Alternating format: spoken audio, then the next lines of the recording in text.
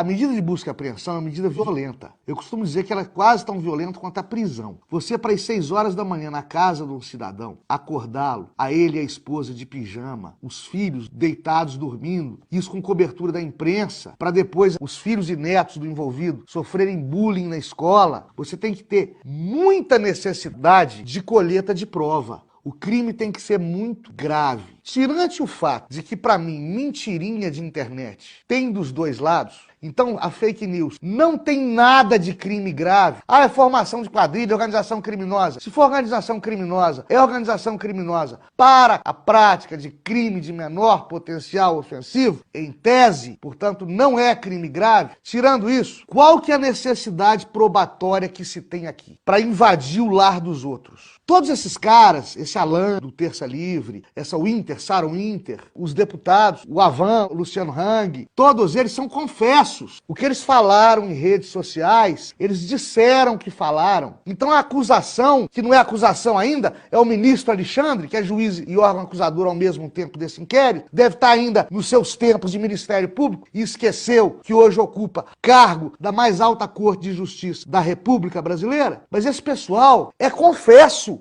Eles falaram na internet e disseram que falaram. Vai buscar prova do quê? Vocês já têm a confissão, que é a rainha das provas. Agora é dar roupagem jurídica a isso. É dizer se isso é crime ou não é crime, e se for crime, qual crime é. Mas isso agora é com o Ministério Público, ministro Alexandre. Não dá para bancar juiz inquisidor, não. Eu não imaginaria que nós chegaríamos a isso. Tem hora que me dá saudade. Olha só, me dá saudade do ministro Joaquim Barbosa. Olha a que nível chegamos. Você não consegue conceber, no mundo jurídico, um juiz proativo na colheita da prova, coisa que em raríssimos casos se admite. E qualquer operário do direito avisa isso para vocês. É raríssimo você ver um juiz tomando iniciativa probatória. É um caso em 1000, que tem que ser super justificado. Segundo, confundindo alhos com bugalhos. Pode ter tido crime contra a honra, mas não é fake news, não é notícia, não é fato mentiroso. É versão da opinião sobre o fato. E terceiro, são fatos incontroversos. É igual o programa Entretanto, Dr. Renato Zup. Eu tô falando o que eu tô falando e assina embaixo. Não precisa provar que eu falei.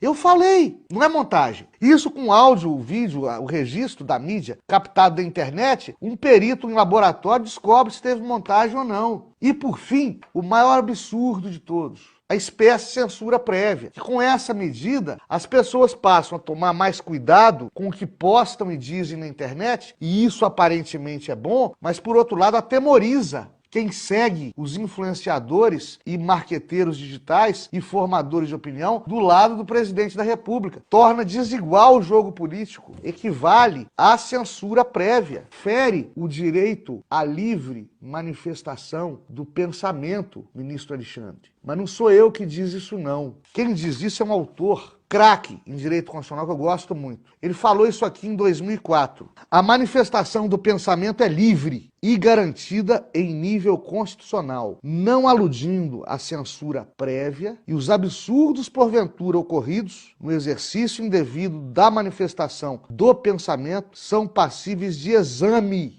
e apreciação pelo Poder Judiciário, ou seja, análise ponderada dos limites da livre manifestação do pensamento que passa longe de buscar e apreender computador de gente honesta às 6 horas da manhã na casa deles. Esse autor aqui, craque, diz mais: a liberdade de expressão e de manifestação do pensamento não pode sofrer nenhum tipo de limitação prévia no tocante à censura de natureza política, ideológica ou artística. Você sabe quem escreveu isso, gente?